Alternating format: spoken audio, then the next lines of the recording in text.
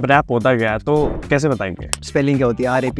Rap का मतलब होता है रिदम एंड पोएट्री, कि मतलब पोएट्री बोली हमने शायरी करी है, लेकिन बस हमने बीट पे कर दी। सबका एक आइडल होता है भाई, हाँ। कि मेरा ये आइडल है, मैं इसको देखता हूँ और इससे मैंने सीखी है चीज़ें। तो तुम्हारे नज़र में कौन है? मैं सबको ऑब्जर्व करता हूँ, मैं हर तरीके का आर्टिस्ट सुनता हूँ, जरूरी नहीं है हिप हॉप ही हो। लड़की किस तरीके की चाहिए? बहुत अर्ली एज है अभी उसके लिए, मुझे ऐसा लगता है।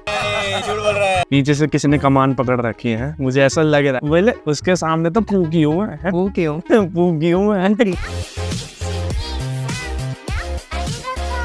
मुझे लग रहा है कि एक और किंग तैयार है। रफ्तार भाई ने मुझे एक बात कही। रफ्तार भाई ने मेरे को एक बात बोली थी। रफ्तार भाई ने बात बोली, लेकिन रफ्तार भाई ने मेरे को एक चीज बोली थी। रफ्तार भाई ने मुझे कोर्स दिया था, हमारी ऑडियंस के लिए हो जाए। या रे लाडले अम्मणस को नहीं देवता ना खाया कदे चूरमा के बेरा तने टेस्ट का जाट बुद्धि के है तने बेरा ही है स्टेट का छेद देंगे तेरा दादा हो चाहे हो देवता। आपका एक इंट्रो हो जाए मेरी ऑडियंस के लिए, एक रैप स्टाइल में, आपके स्टाइल में। मखा सारा ने राम राम बुढ़ा ते लेके बाल का 0030 बाई नाम चले गांव का ईशो बॉय खुदराज विद माय भाई चित्रांश। मेरा भी नाम आ ही गया फाइनली रैपिंग में। यार ये तो क्रेजी था। तो आज अभी मेरे जो आप बात बता रहे थे कि घर में क्या हुआ, वहाँ से स्टार्ट करते हैं पहले तो, कि घर वालों का रिएक्शन क्या था। ये जो माइक वाइक ऑर्डर करा, जो भी साउंड वगैरह सिस्टम ऑर्डर करा है, और फिर ये अलग बात सुने कि भाई ने साइंस ले रखी है और भाई रैपिंग भी करते हैं। साइंस वाला टच मेरे को थोड़ा अलग यूनिक लगा कि किसी रैपर ने साइंस ले रखी है। भाई साइंस मतलब अब ये है कि जब मेरी सारी सुनी जाती है तो मेरी भी बनती है थोड़ी सी सुननी। बिल्कुल बिल्कुल। कि मेरे को भी सुननी चाहिए। हाँ, तो वही है, उसी रास्ते पे चल दिए फिर सोच के। तो ये कौन सा कोर्स लिया है ये भी बताओ जरा। बड़ा अजीब लगेगा सुनने में कि गाना में अंडिया तोड़ने की बात हो रही है, लेकिन कोर्स में अंडिया जोड़ने का कर रहा हूँ। या फिजियोथेरेपी का कोर्स है। बहुत बढ़िया। तो स्टार्ट करते हैं यार। ये रैपिंग में इंटरेस्ट कहाँ से जगा, कहाँ से स्टार्ट हुआ ये सब जर्नी बता पाओ। भाई ये ना बड़ा मतलब काफ़ी छोटी एज थी उस टाइम। हाँ। उस टाइम ना ऐसा कुछ नहीं था कि रैप था। रैप हम लोग सब सुनते हैं, हम हमेशा से हम लोग रैप सुनते हैं, पर हमें पता नहीं था उसे कहते रैप। हाँ। कि जैसे हम 7th क्लास में, मैं था 7th क्लास के टाइम की बात है, उस टाइम क्या एज रही होगी, 13 साल 14 साल कुछ ऐसी एज रही होगी। मेरा ना एक दोस्त हुआ करता था, वो बड़ा मतलब क्या करता था, उसके पास एक छोटा फोन होता था नोकिया का, उसमें ना मेमोरी कार्ड डाल के लाता था और उसकी लीड भी नहीं चलती ढंग से, ऐसा टेप वेप लगा के पता नहीं क्या जुगाड़ करके लाता था। रोल करके फिर दोनों बैठ के पीछे, एक उसने लगा के एक मैंने सुना के सुन रहे, कुछ भी पंजाबी लेके इंग्लिश विंग्लिश सब कुछ ला रहा है सुन के, ठीक है। और फिर हम वहाँ पे बैठे आराम से, भाई ये तो कुछ अलग ही होता है यहाँ पे, ठीक है। एक सांस में इतना इतना तेज तेज बोल दिया। हाँ। फिर हम क्या करते थे, एक दूसरे के लिए ना पेपर पे रैंडम राइम्स, कुछ भी रैंडम कुछ भी, मतलब 13 साल का कोई लड़का दूसरे के लिख रहा है, तेरे को फोन के काटो वो चला दूंगा, पता नहीं कैसी कैसी बातें लिख रहा है उसके अंदर, ठीक है। फिर हम ये सोच रहे हैं कि टीचर पकड़ लेगी तो भाई पीटीएम में दिखा दिया, फिर हमारा छिलका बनेगा, रैपर बनाएंगे फिर हमारा तगड़े वाला पीटीएम। बिल्कुल। फिर उसको छुपा के जैसे वहां से चल रहा था कि ऐसे चलता रहता था, ऐसे स्नेकिंग करते रहते थे एक दूसरे की। आजकल तो डिस्क कह देते, उस टाइम हमें पता नहीं था, मैं ऐसे कहते थे तेरे को स्नेक कर दूंगा मैं।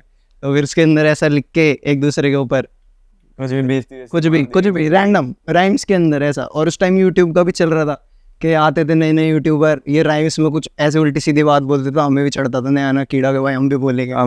बहुत बढ़िया। फिर वहाँ से यही सब स्टार्ट हुआ। फिर मेरे को ना स्टार्टिंग से पोइट्री लिखने का बड़ा फैसिनेशन था। अच्छा। कि मैं पोइट्री लिखता था, जैसे हिंदी की बुक में थी। अब मेरे को मतलब नहीं पता वर्ड का, लेकिन मेरे को बस राइम करना चाहिए। मैं डोंट नोट के लिख रहा हूँ, बढ़िया लग रहा है, मतलब नहीं पता लेकिन बढ़िया लग रहा है, मजा आ रहा है। तो अपने बैकग्राउंड के बारे में बताओ कि कहाँ से आते हो, कहाँ पले बड़े, सारी चीजें। भाई स्टार्टिंग बैकग्राउंड तो यही है कि दिल्ली बॉय हूँ, दिल्ली में ही पला बड़ा हूँ। दिल्ली में कहाँ से? अपने मम्मी पापा भी दिल्ली से ही हैं। और बैकग्राउंड भाई ऐसा है कि बैकग्राउंड तो कुछ ऐसा है नहीं कि कुछ खतरनाक ही साहब है। ऐसा कोई मतलब म्यूजिकल बैकग्राउंड नहीं है मेरा एक्चुअली। अच्छा। कि जीरो कोई भी एक्सपीरियंस, कोई भी नहीं करता, मतलब दूर दूर तक भी कोई नहीं, कि मतलब दादा वादा से पहले भी कुछ नहीं, कुछ नहीं। पापा मुंह पे कह देते हैं, कह रहा ज्यादा फैलने की जरूरत नहीं है, कोई नहीं था आगे पीछे, ठीक है। जो करना अकेले करना है, जो करना अकेले करना है, हमें कुछ नहीं पता, अपना देख लियो। अब नहीं है पीछे, अब नहीं है कुछ भी। ये बताओ, अगर किसी कोई नया बंदा है, उसे नहीं पता रैपिंग वैपिंग का क्या सीन है, तो और उसे समझाना हो भाई रैप होता क्या है। जैसे मुझे पता है, मैं रैप को बहुत टाइम से फॉलो करता हूँ, तो मैं 2000 से करता हूँ कि भाई बढ़िया हनी सिंह वगैरह को सुनते थे, फिर उसके बाद सारी रफ्तार ये वो अभी सीधे मौत। तो अगर किसी को बताना रैप होता क्या है तो कैसे बताएंगे? भाई रैप ना बेसिकली, रैप की तो क्या स्पेलिंग क्या होती है, RAP। रैप का मतलब होता है रिदम एंड पोइट्री। आर से रिदम एंड और पोइट्री के मतलब पोइट्री बोली हमने शायरी करी है, लेकिन बस हमने बीट पे कर दी। हाँ, हमारा एक अलग flow है हाँ बस हमारा फ्लो अलग है, बात वही कह रहे हैं, बस कहने का तरीका अलग है कि जिनको भारी भरकम वर्ड नहीं समझ आ रहे, हमने उनको वैसी बात सीधे तरीके से समझा दी। अच्छा, हाँ तो लाइफ में तुम्हारा सबसे बड़ा इन्फ्लुएंस कौन रहा? किसने इन्फ्लुएंस करा तुम्हें ऐसे घर में? घर में, हाँ, घर में तो इन्फ्लुएंस तो मतलब ऐसा था कि अब अकेले ही बेटा हूँ मैं घर में, तो उसके ना खुली छूट थी कि तू कर ले, चल तेरा जो मन है। मतलब एक्सप्लोरेशन से कभी रोका नहीं मेरे को। अच्छा, एक्सप्लोरेशन से रोका नहीं, यूं कर दिया कि तेरा जो मन है ना तो वो कर ले, बस करियो बढ़िया जो भी करे। अच्छा, ऐसा था स्टार्टिंग से, ऐसे ही था कि बिगड़ने जितना भी नहीं था कि बिगाड़ ही दिया बिल्कुल ही, और बिल्कुल ऐसा भी नहीं था कि भाई जिद चल रही है और ऐसे चल रहा है। तो एक्सप्लोर करने से कभी नहीं रोका, पकड़ के रख रखा था, लेकिन पकड़ के रख रखा था। तो म्यूजिक में किसने इन्फ्लुएंस करा सबसे ज्यादा? पापा को सुनने का शौक था। अच्छा, कि पापा सुनते थे गाने और साथ में मैं भी सुनता था। अच्छा, बढ़िया, मतलब ऐसा था पापा ने साउंड सिस्टम ला के रखा हुआ था, उस पर पापा भी चलाते थे, मैं भी सुनता था बचपन में। पापा के पास फोन होता था उस टाइम, छोटा, बहुत पुरानी बात है, तो मैं होता था कभी थर्ड फोर्थ क्लास में होता था। पापा पेन ड्राइव में गाने डाउनलोड कर करके लाते थे, मैं टीवी लगा के सुनता था। फिर ऐसा जब मेरे को ये हो ना कि अच्छे लग रहे हैं, मतलब ऐसे जब पापा को दिखता था कि बढ़िया, तो मेरे पापा और गाने लेके आते थे, फिर मैं सुनता था। उस टाइम पे हनी सिंह हो गया, बादशाह हो गया, रफ्तार हो गया, इन सब के गाने, और जो भी। तो पापा ने हनी सिंह सुनते थे? तुम्हारा जॉनरा क्या है रैप करने का? रैप ही जॉनर है। मतलब क्या, किस टाइप का? लोग अलग अलग तरीके करते हैं, जैसे हर किसी का एक अपना स्टाइल होता है, तुम्हारा किस तरीके का स्टाइल? भाई मैंने ना वैसे सही बताऊं तो मैंने बांटा नहीं कभी, क्योंकि मैं अपने आप को ये नहीं सोचता कि मैं कोई जॉनर वाला आर्टिस्ट हूँ। मैं जॉनर की लड़ाई नहीं लड़ता, मैं कह रहा हूँ कि मैं आर्टिस्ट हूँ। आर्टिस्ट मतलब मेरे हाथ में आपने कलम दे दिया, आपने मेरे हाथ में पेंट ब्रश दे दिया, मेरे सामने कैनवस है, मेरा जो मन आएगा मैं वैसा पेंट करूँगा। बस बढ़िया लगना चाहिए एट द एंड, कि मतलब सबकी नज़रों को भाजे, सबके कानों को भाजे, ऐसी चीज़, वो वाली चीज़ करनी है। ऐसा तो है नहीं कि कोई ये कह दिया तो बस ये लकीर का फकीर बना दिया आदमी को, इस पे चलना है तो इस पे ही चलना है। ना ना ना, बिल्कुल सही बात है। तो ये तुम्हारी जो तुम इन लोगों को देखते हो, तो कभी इन सब से मिले भी हो? पर जितने भी रैप आर्टिस्ट वगैरह, कभी इनसे मिले हो? मैं किसी बड़े आर्टिस्ट से तो नहीं मिला, पर मैं ऐसे साइफर में गया था, तो मैं MC कोड से मिलता हूँ कभी कभी वहाँ पे। और क्या बोलते हैं, MC कोड है, जो हिप हॉप फॉलोअर्स हैं उनको पता हो MC कोड कौन है। और मैं उदय से मिला हूँ, उदय भैया हैं जो हसल के विनर थे, वो आए थे साइफर में, मैं उनसे मिला हूँ। मैंने भी उनसे छुट्टे सबसे पहले चीज़ ये पूछी थी, भैया वो कैसे बनाते हैं? फिर वो भैया कहने लगे कि भाई कुछ नहीं होता, जैसे कर रहे हो बस करते रहो, कि उस चीज़ का ना कोई प्रोसेस नहीं है, कि जैसा अच्छा लगे ना बस करते रहो, कुछ ना कुछ हो जाएगा, बस रुके रहो। तो मैंने उनसे बात की। फिर एक लेखक भैया हैं जो असल में आए थे, वो भी मिले थे एक दिन मेरे को, घूमते हुए जिस जगह मिले थे उसका नाम नहीं बताऊंगा, फिर वो कहेंगे कह रहा बंदे मेरे को फॉलो कर रहे हैं, इसका नाम ले दूंगा अगली बार। तो कभी इन मतलब जो जैसे है कि हमें रैपर जो है ऑनलाइन जैसे दिखते हैं, तुमने देखा है सारा, तो ऑफलाइन भी वैसे ही रहते हैं या फिर कुछ अलग उनका रहता है? नहीं, मेरे साथ घर चलो, मैं बैठता हूँ कच्चे बनियान में, बिल्कुल ऐसा AC में।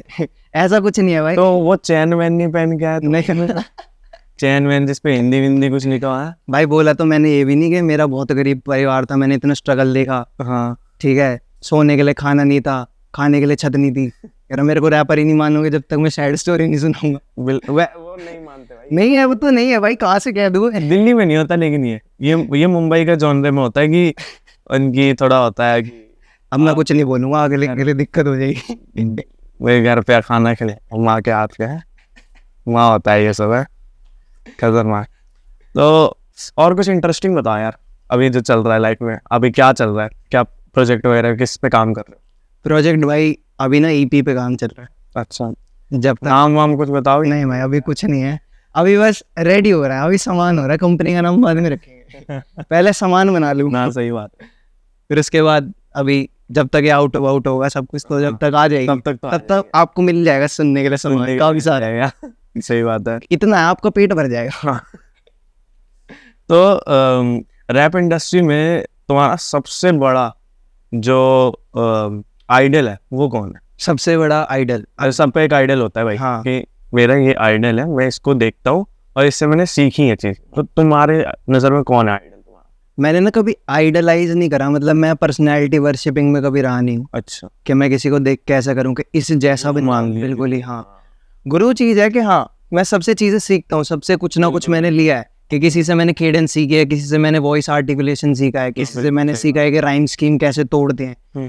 तो मैं सबको ऑब्जर्व करता हूँ, मैं हर तरीके का आर्टिस्ट सुनता हूँ, जरूरी नहीं है हिप हॉप ही हो, पॉप भी हो सकता है, सूफी हो सकता है, कैसा भी हो सकता है, बॉलीवुड हो सकता है, मैं सब सुनता हूँ, रेट्रो ब्लूज से लेके जैज वगैरह सब सुन लेता हूँ। अच्छा, तो मेरे को ये है कि स्टार्टिंग में जो मेरा फर्स्ट इन्फ्लुएंस था ना, फर्स्ट इन्फ्लुएंस मेरा था, मैंने जूस वर्ल्ड सुना। जूस वर्ल्ड एक आर्टिस्ट है, अच्छा, वो अब मतलब अब तो नहीं है, उनकी डेथ हो गई थी किसी वजह से, लेकिन वो बहुत लेजेंडरी आर्टिस्ट है कि उन्होंने जो भी काम छोड़ के गए हैं ना वो इस दुनिया में पीछे, वो अभी तक है और अभी तक लोग उसको बहुत पसंद करते हैं। उनका एक गाना है लूसिड ड्रीम्स जो सबसे ज़्यादा फेमस है गाना, अच्छा, वो अमेरिकन रैपर है, अच्छा, अच्छा, पर जो उनका काम है मतलब उनका थोड़ा ना वैसा वाला स्टाइल है कि हिप हॉप वाली बीट है मेलेडिक, लेकिन उस पे थोड़ा मतलब सिंगिंग वाला रैप है, थोड़ा मेलेडिक रैप बोलते हैं उसको, मतलब जैसे अपना हनी सिंह का ब्राउन रंग टाइप, हाँ उस टाइप का है टाइप कुछ, का ही हाँ। है, हाँ। तो मतलब वो ऐसी ट्रैप बीट्स पे ना, हम जनरली सुना है कि ट्रैप बीट्स पे ऐसी बातें होती हैं, खतरनाक बातें, हाँ, ड्रग्स गन्स ये सारी चीजें, लेकिन वो प्यार भरी बातें कर रहा है वो ट्रैप बीट्स पे, और वो काफी स्मूथ साउंड करता है। तो उससे ना मेरा काफी इन्फ्लुएंस हुआ था अच्छा। कि मैंने सुना था कि यार कब सुना था? ये कैसा है, ये मैंने सुना था करीब नाइन्थ क्लास में सुना था मैंने लगभग, हाँ 9th क्लास में मैंने पूरी डिस्कोग्राफी देख ली, एक एक गाना सुन लिया बैठ के, मैं कहा भाई ये कुछ अलग ही है। फिर मैंने उनके बारे में और रिसर्च करी थोड़ी, मेरे को पता चला एक बंदा स्टूडियो में घुसता है, हाँ। उसका प्रोड्यूसर क्या बोलते हैं बेनी ब्लैंको का मैंने इंटरव्यू देखा था, उसमें वो बोल रहा है कि भाई ये बंदा ना स्टूडियो में घुसता है, मैं इसको एक बीट चला के देता हूँ, ये लिखता भी नहीं है, माइक पे आएगा, एक बीट पे 3 गाने बना देगा, और फिर पता है क्या बोलेगा, जॉन से अच्छा लग रहा है निकाल देना। अच्छा जी, मतलब बीट बना दी, बीट बना दी, उनको दे दी और फ्री स्टाइल कर दिया। जूस वर्ल्ड जैसा फ्री स्टाइल नहीं करता कोई, अच्छा जी, कि मतलब लिखेंगे नहीं कुछ भी, डायरेक्ट ऑन द स्पॉट, जो मन ऑन द स्पॉट राइमिंग, ऐसा ऑन द स्पॉट राइमिंग कर देंगे ऐसे पूरी।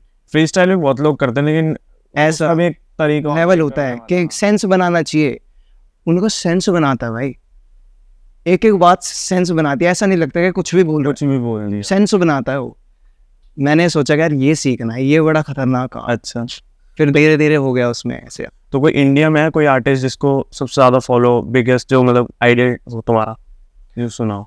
मैंने स्टार्टिंग से ही मतलब जैसा मेरा हिसाब रहा था, मैंने जो मेन पाइनियर साइंस इंडस्ट्री के सबको पता है, अगर कोई ये बोलेगा ना कि कोई 2000 से लेके 2012 के बीच में हिप हॉप सुनता था और वो ये बोले कि मैंने 5 नाम नहीं सुने, तो वो झूठ बोल रहा है, 100% झूठ बोल रहा है। फिर वो कौन?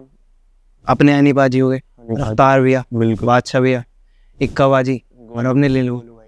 अगर किसी बंदे ने इनका ये कर दिया ना, क्या की बात हो रही है, द ओजी गैंग, भाई ओजी गैंग है वो पाइनियर्स है इस गेम के, कि उन्होंने आके शुरुआत करी थी, अभी तक भी पकड़ के रखा हुआ है, उन्हीं के रोड मैप पे चल रहे हैं। बिल्कुल बिल्कुल। लेकिन क्या है कि अभी भी लोग बहुत सारा ना क्वेश्चन करते हैं और ऑफेंड मतलब करते हैं कि नहीं हनी सिंह भी नहीं था सबसे पहले था कि वो बोहेमिया अपाचे इंडियन, हाँ, बोलते हैं कि नहीं वो थे बढ़िया भाई। लेकिन मैं उनको मतलब मैं कहता हूँ कि हाँ वो थे, लेकिन इंडिया में लाने वाला तो हनी सिंह ही मैं मानूंगा, क्योंकि उस टाइम पे स्टार्ट जो करा था वो उन्होंने ही करा था, बीट बना रहे हैं किसी के लिए, बिल्कुल प्रोडक्शन कर रहे हैं, बीट प्रोडक्शन कर रहे हैं, सारी चीज कर रहे हैं, ये पाकिस्तानी रैपर। हाँ, वो खुद ही बोलते हैं, हनी बाजी खुद बोलते हैं कि मतलब मैं तो पॉप रैपर तो हुई नहीं पहले, पॉप आर्टिस्ट हूँ, खुद ही बोलते हैं अपने मुंह से, तो हम क्या ही क्वेश्चन करेंगे। पर हाँ ये बात सच है कि उन्होंने ना हमें उस चीज से इंट्रोड्यूस करा दिया था, बिल्कुल वो स्टाइल से इंट्रोड्यूस करा दिया था, चाहे वो ओवरऑल बॉडी कैसी भी होती थी गाने की, पर उसमें जो सेगमेंट होता था ना, उसी के पीछे पागल थे सब, उसी के पीछे पागल थे सब। तुम्हारा अब तुम बताओ कि तुम्हारा क्रिएटिव प्रोसेस क्या रहता है, मतलब बीट बनाते हो या फिर कैसे सारी चीजें कैसे वर्क करती हैं बैक एंड पे? स्टार्टिंग में तो मतलब ऐसा होता था कि मैं तो लिखता ही था पहले, बीट बनाना तो मैंने काफी बाद में शुरू करा, मतलब ऐसा 11th क्लास में आके, क्योंकि इस टाइम क्या होता था, अब मैंने साइंस ले ली थी, तो अब मेरे को ना टाइम नहीं मिल पाता था अच्छा कि मैं कुछ बैठ के ऐसा करूँ या किसी के पास जाके रिकॉर्ड करूँ, ऐसा मेरे को टाइम नहीं मिल रहा था क्योंकि थोड़ा स्टडी का हो गया था उस टाइम पे। तो मैंने उस टाइम लैपटॉप भी मिल गया तो फिर हाथ लग गया बढ़िया सामान, तो अब उस पर बैठ के यूट्यूब से देखा, 10 जगह से सोर्स सीखा, सैम्पलिंग वगैरह, मिक्सिंग क्या होती है, बीट प्रोडक्शन कैसे करते हैं, स्टार्ट करते हैं। फिर थोड़ा बहुत बनाना सीखा, बनाना शुरू किया। इससे पहले भी करता था, मतलब मैं इससे पहले मैं फ़ोन पे करता था। एक FL स्टूडियो मोबाइल करके ना ऐप आती थी, उस पे लगा रहता था। मैं मार्शमेलो के गाने सुनने लग गया था, EDM वगैरह सुनता था मैं पहले बहुत ज़्यादा। अच्छा, कि पूरा ऐसा बूम बूम बेस बज रहा है तो बढ़िया लग रहा है भाई, क्या चीज़ है, मैं भी बनाऊंगा। तो भाई अभी जो लेटेस्ट ये बीफ चल रही है सीधे मौत और SOS के बारे में, तो मेरे को भी ज़्यादा नॉलेज नहीं है इनके बारे में कि क्या कहाँ से स्टार्ट हुआ, क्योंकि अभी रिसेंटली मेरे को भी ज़्यादा मैं फॉलो नहीं कर पा रहा बीफ वगैरह। तो मुझे और मेरी ऑडियंस को बताओ कि क्या चल रहा है, क्योंकि सीधे मौत का तो मैं बहुत फ़ैन हूँ, उनका जो भाई बीट होती है खतरनाक होती है। तो बताओ कि उनकी बीफ में क्या चल रहा है, SOS है कौन? SOS कश्मीर का एक डुओ था, मतलब श्रीनगर का। उनका फुल फॉर्म यही है शायद, स्ट्रेट आउट ऑफ श्रीनगर। अच्छा, हाँ, तो उन्होंने शायद ना कुछ ये सीधे मौत और SOS पहले एक ही लेवल में थे, अच्छा, आज़ादी रिकॉर्ड में। अच्छा, अच्छा, हाँ, तो उसका कुछ वहाँ पे सीन हुआ था कि उन्होंने ना कुछ इल्ज़ाम लगा दिया था इनके ऊपर, क्योंकि सीधे मौत क्या है, दोनों एक ही लेवल में थे। अब भाई वो देखेंगे कि हम भी डुओ हैं, वो भी डुओ हैं। अब एक डुओ ऊपर उठे जा रहा है, एक डुओ मतलब वहीं पे मतलब है, उतना ज़्यादा मार्क नहीं बना रहा। हाँ, श्रीनगर में उनका बहुत है, लेकिन बाहर मतलब बूम नहीं हो रहे से सीधे मौत बूम कर। बिल्कुल। तो अब उनका क्या हो गया कि आ ही जाता है अंदर से थोड़ा सा, तो उन्होंने ये बोल दिया कि तुमने ना, मतलब हम पहले लेवल में थे तो तुमने हमारी एल्बम का कॉन्सेप्ट चुरा लिया। क्योंकि किसने बोला था? SOS ने बोला था सीधे मौत के बारे में, अच्छा, कि सीधे मौत को ये बोल दिया कि तुम, सीधे मौत की एक मिक्स टेप आई थी न नाम से, अच्छा, उसके ऊपर उन्होंने एलिगेशन ये लगाया था कि भाई तुमने हमारी एल्बम का ना कॉन्सेप्ट चुरा लिया, हमने ऐसा पहले से बनाया हुआ है, तुमसे पहले से हमने का नाम से बनाया था, तुमने ना कर दिया उसको। अच्छा, तो इस चीज पे बाद में जाके कुछ हुआ और फिर डायरेक्टली SOS ने डिस ड्रॉप कर दिया। अच्छा, बिना बताए कुछ ऐसी सी। हाँ, के ड्रॉप कर दिया डिस। फिर सीधे मौत ने वेट करा, लेकिन फैक्ट की बात यह है कि SOS का पहला डिस सबको पसंद आया। अच्छा, सबने, मतलब सीधे मौत लिसनर्स भी कह रहे थे डिस अच्छा है। अच्छा, अब जो कट्टर फैन है उनका तो क्या, अब उनके तो एमिनम से करवा दो बीफ, क्या हमारे लिए तो सीधे मौत ही है। बिल्कुल। लेकिन पहले जो ऑडियंस थी एक सेकंड के लिए बायस हो गई थी कि भाई SOS का जो ट्रैक है ना भाई बढ़िया है भाई, मार्क कर दिया। उसके बाद डाल लिया, फिर सीधे खत्म गए। तो अभी कहाँ तक इनकी ब्रीफ कैसे चल रही है? अब तो शायद खत्म हो गई है मेरे हिसाब से, दोबारा रिप्लाई करा नहीं है। दोनों ने डाल के छोड़ दिया, इक्वल हो गया, दो डिस आ गई, बस डाल के छोड़ दिया। जब बीफ के सेगमेंट की बात कर ही रहे तो अभी तक की सबसे इंडिया की OG जो बीफ रही है, रफ्तार वर्सेस एमिवे, तो उसके बारे में थोड़ी बात करते हैं। रफ्तार से मतलब तुम्हारा एक टच भी है, हरियाणवी वो भी मतलब करते हैं, और रिसेंटली तुम उनके वो जो कंपटीशन था उसमें जीते भी थे। तो उस बीफ के बारे में अपनी कोई राय दो। वैसे मतलब देखा जाए तो ना, पॉजिटिव भी है और नेगेटिव भी है, मतलब ऐसा नहीं सिर्फ अच्छा ही हुआ है और ऐसा भी नहीं सिर्फ बुरा ही हुआ है। पहले नेगेटिव के बारे में बात करते हैं कि क्या था उसमें। पहले नेगेटिव के बारे में तो यही रहा है कि ना, तुम्हें कौन पसंद आया ये बताओ। मेरे को तो रफ्तार ही पसंद है, ऑफकोर्स। मैं आइडलाइज करता हूँ स्टार्टिंग से थोड़ा थोड़ा कि भाई ये इस लेवल पे हो जाऊँ तो काफ़ी सही रहेगा। तो वो चीज़ है, क्योंकि दिल्ली का हूँ, रफ्तार भी अभी दिल्ली में ही पले बड़े हैं, तो अब वो वाली वाइब मैच हो जाती है। मुंबई वाला स्लैंग थोड़ा अपना बैठता नहीं है, बिल्कुल, तो इसलिए एमिवे से रिलेट थोड़ा कम हो पाता है। बुरा आर्टिस्ट वो भी नहीं है, पर उससे रिलेट थोड़ा कम होता है क्योंकि इसकी स्लैंग थोड़ी सी अलग है। तो वही है, यही मेरा टेक तो इस पे ये है कि थोड़ी ना स्पून फीडिंग गलत हो गई, नेगेटिव स्पून फीडिंग हो गई कि इस चीज़ से ना जो नए बच्चे हैं, जैसे अब मैं ही हो गया, अब मैंने वो बीफ देखी तो मैं क्या सोच रहा था कि मैं भी ना किसी का नाम लेके डिस कर देता हूँ तो मैं भी फेमस हो जाऊँगा। बिल्कुल। अब उस पर क्या हो गया, अब आजकल ना आर्टिस्ट वायरलिटी चीज़ कर रहे हैं, बस वायरल हो गया किसी भी तरीके से। उनको स्किल से मतलब नहीं है कि मतलब मैं कुछ नया सीखूं, उनको क्या है बस ऐसा कुछ तोड़ पानी निकालो कि आप मार्केटिंग कर लो, कुछ कर लो। तो और वो भूल जा रहे हैं फिर कि स्किल सीखना भी कितना ज़रूरी है, लॉन्ग रन में काम आएगा। लेकिन वो शॉर्ट रन की लड़ाई लड़ रहे हैं कि हमें वायरल होना है, बस रील पे रहना है। कृष्णा भाई ने भी बोली थी ये बात कि लेगेसी बनाने पे फोकस नहीं है आजकल, बस वायरल हो जाए, बस वायरल हो जाए किसी भी तरीके से। यही है, उससे सोन फीडिंग यही गलत हो गई कि सबके मन में नहीं आ गया कि भाई दिस इज द अल्टीमेट वे, मतलब वो कोई सोने की सीडी टाइप है कि इस पे ये कर दो और भाई बूम। लेकिन अगर डिस की बात करें तो जैसे रफ्तार पूरे कलमकार की बात करते, कलमकार वर्सेस मुफाड़ हुआ था, तो डिस उन्होंने भी करा था, हाइप मिली किसी को, उसको मिली, थोड़े लोगों ने और जाना, लेकिन उसके बाद बिल्कुल ही डाउनफॉल हो गया मुफाड़ का, जहाँ तक मुझे पता है, जो मेरी राय है उस पे। तो उस पे क्या है, मतलब तुम्हारा थॉट क्या है कि उनकी जो डिस हुई? मेरा थॉट ये है कि मेरे हिसाब से वो शायद मिसअंडरस्टैंडिंग की वजह से हुई थी, मुझे ऐसा लगता है, क्योंकि जहाँ तक उन्होंने लाइव में आके क्लियर करी थी ना चीज़ें, तो कह रहे थे कि मुफाड़ भैया बोल रहे थे कि आपने मुझे बोला था आप मुझे शो पे लेके जाओगे, पर आप लेके गए नहीं, इस टाइप का कुछ हुआ था।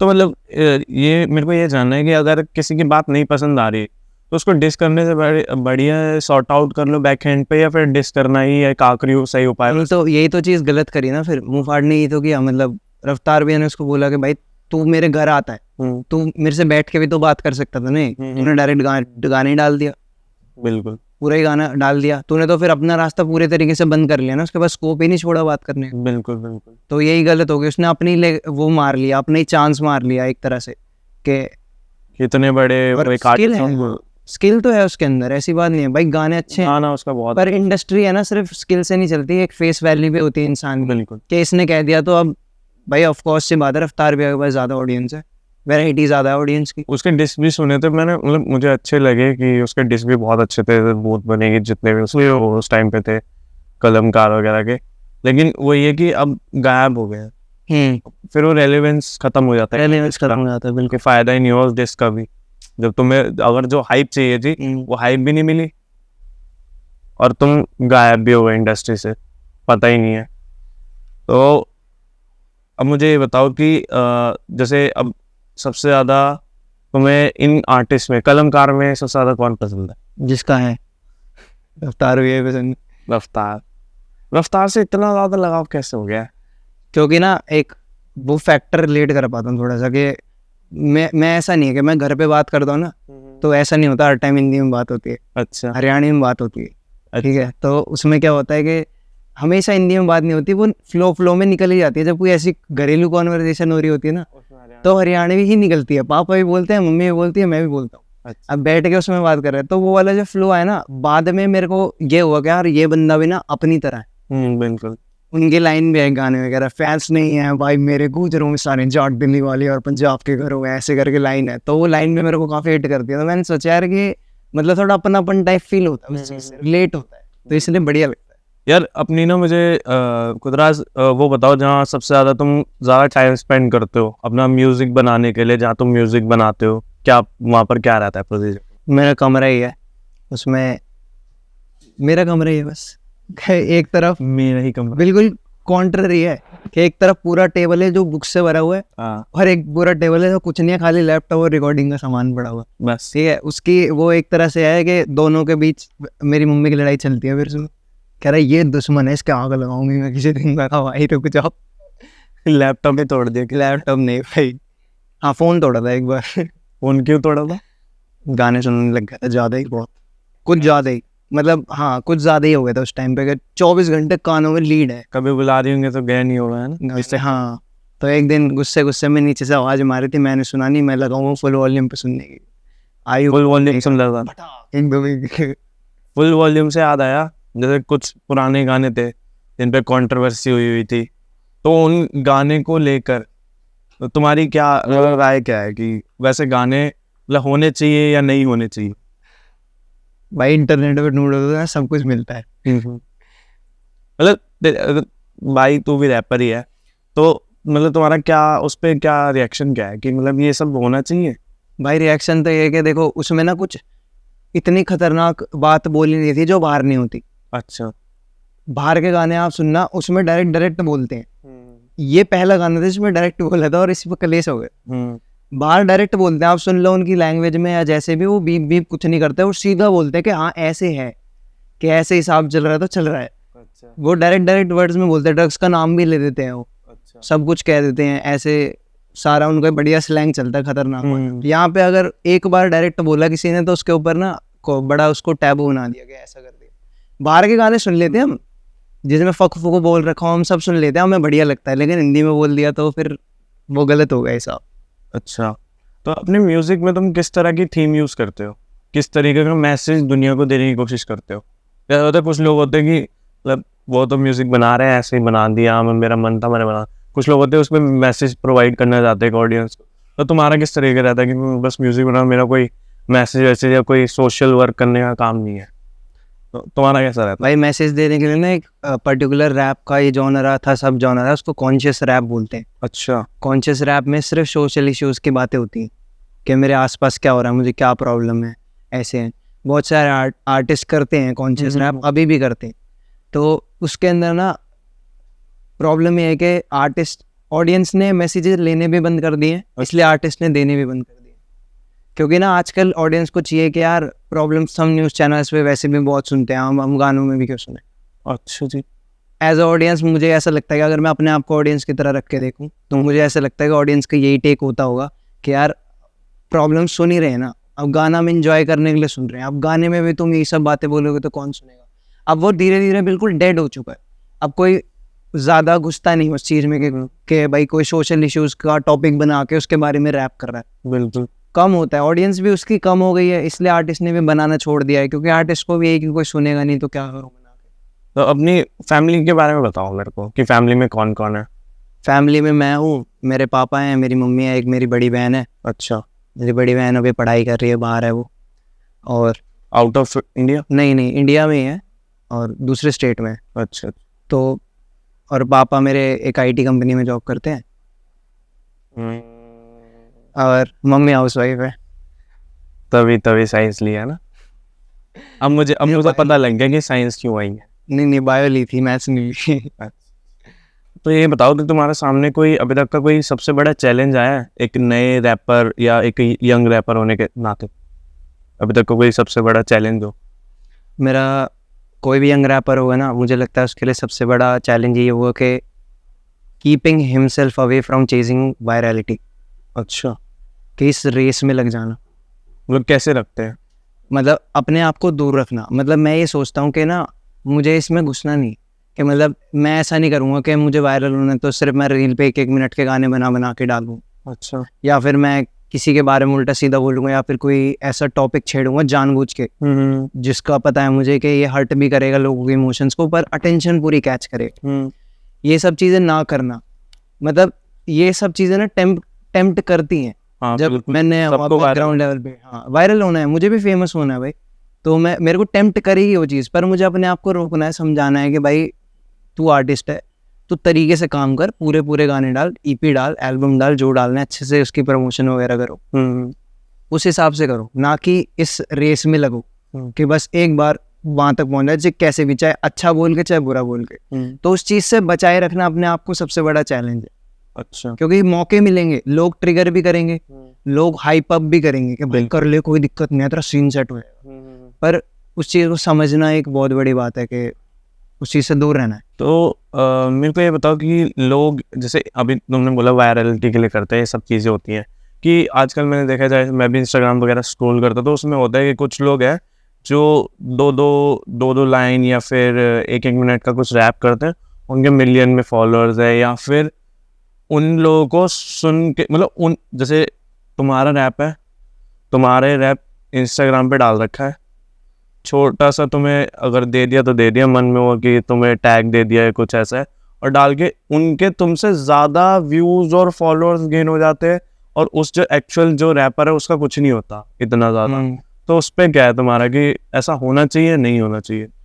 भाई देखो, सब ना दिमाग का खाते हैं, मतलब दिमाग लगा लिया जिसने समझ लिया, एल्गोरिदम समझ लिया, वो क्रैक कर लेगा ऐसा। बिल्कुल। तो बात ये है बेसिकली कि उसका ना एक लॉस है कि उसने ना छोटी चीज़ें बनाने पे ध्यान दिया, बिल्कुल, उसने स्प्रिंट मारने पे ध्यान दिया, उसने कभी मैराथन खेलने पे ध्यान नहीं दिया। तो ऐसे ना कभी लेगेसी नहीं बन पाएगी एक्चुअली, कि एक जो आप होते नहीं हो। अब जैसे बहुत सारे आर्टिस्ट, अब जैसे सिद्धू मूसेवाला, बिल्कुल, अब वो चले गए, उनके 1 साल जाने के बाद भी अब तक उनके गाने लॉन्च हो रहे हैं और डबल जा रहे नंबर्स, अब भी डबल जा रहे हैं, बिल्कुल। क्योंकि वो लेगेसी है, वो हमेशा रहेगी। आप कभी भी आज से 10 साल बाद भी कभी ढूंढोगे ना, आपको कहीं ना कहीं, चाहे स्पॉटिफाई बंद हो, चाहे कोई इंस्टाग्राम बंद हो, वो अभी भी रहेंगे, कहीं ना कहीं मिल जाएंगे आपको, किसी ना किसी प्लेटफॉर्म पे सीडीओ में डाउनलोड करके रखे होंगे लोगों ने, कहीं ना कहीं मिल जाएंगे। बिल्कुल बिल्कुल। रील कोई डाउनलोड करके नहीं रखेगा। बिल्कुल, वो तो 2 सेकंड का 1 मजा। मिनट का कोई रील डाउनलोड करके नहीं रखेगा। बिल्कुल।